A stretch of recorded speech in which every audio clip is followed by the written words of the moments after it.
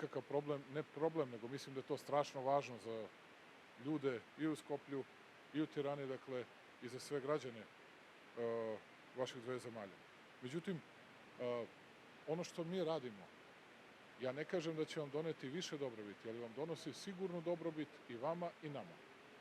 I to je nešto što nema nikakve veze sa, niti je to zamena, niti je to ona druga posebna kafa ili frank kafa ili bela kafa ili kako god da se zove ili ne, prosto to je posebna inicijativa koja donosi saradnju između naroda i država ovde. Ako mi budemo u stanju da sarađujemo, mi ćemo da zarađujemo više i mi ćemo da živimo bolje. I još nešto, ne ljutite se što ću to da kažem. Ta naša potreba da nam je uvek naše grožđe kiselo, a tuđe je slađe. I sve drugo što bi došlo sa strane je mnogo bolje nego što su naše inicijative, nego ono što mi možemo sebi da ponudimo.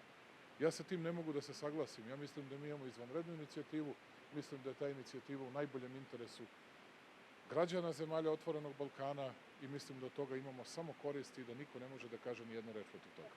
Hvala.